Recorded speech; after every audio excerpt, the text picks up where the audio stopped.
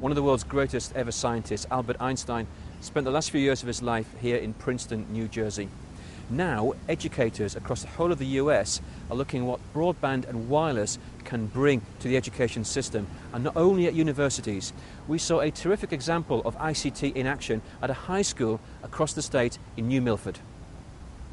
Our society is a global connected society, and students here are competing with students in other countries, whether it's Europe or Asia, and ICT technology really brings us all together. It's collaborative.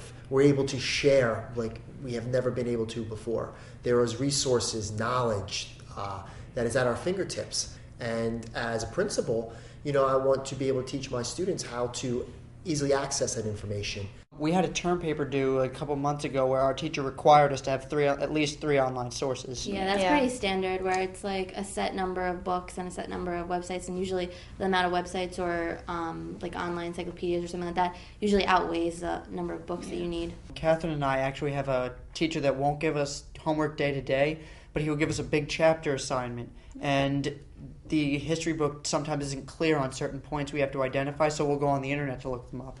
Sometimes you get confused of how you're going to go about writing your essay, and then some sites will help you break it down. Yeah, and then sometimes you'll find a website with more general knowledge, but then you can just look up the more specific aspects to it based on the general things that you picked up from certain sites. What we've done here in New Milford is we've really started to loosen up on our restrictions. And the challenge for us as educators is to find out ways that we can properly integrate it into the classroom. You still need a sound pedagogical foundation. A teacher still has to be able to teach the content, but then the teacher has to be able to develop innovative ways to integrate the technology where they're still meeting the learning objectives of the lesson. And I can still, the technology is just a tool, but it's a powerful tool in that it engages the student and they get interested more in the content, and then they develop deeper understandings of it, because they're using these mediums that they use the second they get out of the building. It would be silly for us to assume that every student is connected outside the walls of New Milford High School. It's not a realistic assumption in any school in the United States. So what we do is try to provide enough opportunities inside the building where they can have access. We have a wireless network here at the building. It's about 3 years old, and we're really changing the way in which we instruct our students in terms of getting them into the cloud, per se, and we're moving towards more of a Google approach, where students can utilize Google Docs here, and they can access it from the town library, from a friend's computer, no matter what time of the day. I'm paranoid about Google Docs, someone's going to find it and just type something in there that I won't notice, and I'll print it out and hand it in. I use Google Docs. I first started using it just because I didn't have PowerPoint on one of my computers, and I needed it for a project, and it was really helpful. And it's really easy because it's in your email, so you can open it up at school, work on it, and it's saved. It's really convenient. My class, my language arts class, actually was our project was a blog every week, this blogging site, and I think it was blogger.com, and we would post poems and just creative writing stuff. Social media, social networking for me, the last year and a half I've dabbled in it, and it's really broadened my horizons as an educator.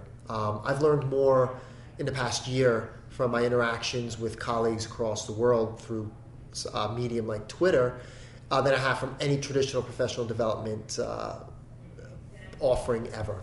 And, I used to be from the school of thought where ban. I was one, partly responsible for banning YouTube and Facebook here. And my own students have actually educated me. And they're the ones that, after 6 years, convinced me to create a Facebook page for the high school in order to disseminate information to them. I now joined Facebook after 6 years. I'd say a good 95% of the school has a Facebook, though. 95% of the 95, students. 97. Yeah. Actually, a lot of the teachers do too, but they don't like to add students. We try. It doesn't work. There's a blackout, oh my god, what to do? We had a blackout recently that lasted about 3 days. Last month there was this horrible storm that took trees down everywhere, and with the trees went power lines, so half the town didn't have power for days. So we were not only cut off from the internet, but some of our phones died and we couldn't charge them. When we got wireless back, one of the first things I did was check my Facebook. Oh my gosh. Yeah, exactly what I did. But it's true. A lot of these things that we're talking about, Skype, VoiceThread, Wordle, Twitter, Facebook, YouTube, they're free. So as long as you get the access and keep it up, you don't need to be spending lots of money on programs such as Microsoft and all these other different programs, because these Web 2.0 apps, all you really need is to be able to get onto the wireless network and then use these free programs, and you're using the cyberspace. You're not using your hard drive space. We're still not there yet in terms of definitive research that says whether or not ICT, social media, social networking actually increases student achievement.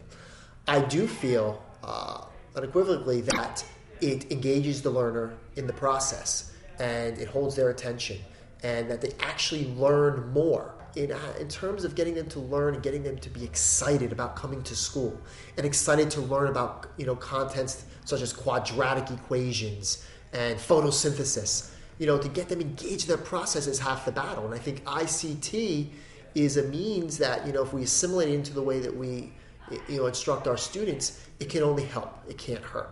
This is Guy Daniels for the Connected States of America documentary in New Jersey.